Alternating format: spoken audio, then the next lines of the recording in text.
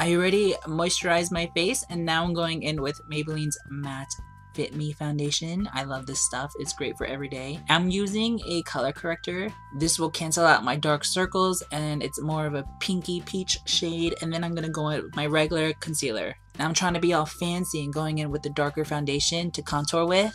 I love doing this. It's so natural looking sometimes. Then I'm gonna take that sponge and beat out of my face until it's all seamless. And then you're gonna want to set everything with a translucent face powder.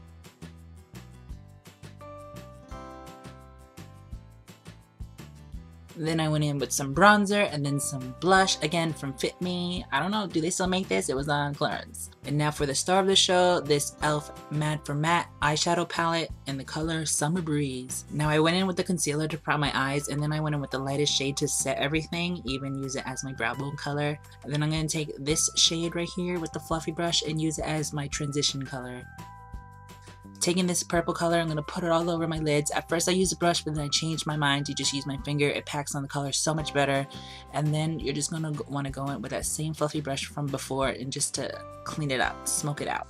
And with this smaller, more detailed fluffy brush, this is from E.L.F, I'm going to go in with my outer V with the black. Yeah, black. Now this is from Physicians Formula. I'm going in a little bit on the center of my lids and then just blend it. I love this thing. You should get it.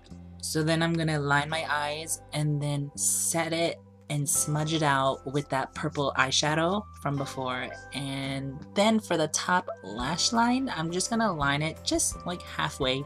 And then off camera, I put on mascara and false lashes. And the eyes are pretty much done. And then boom!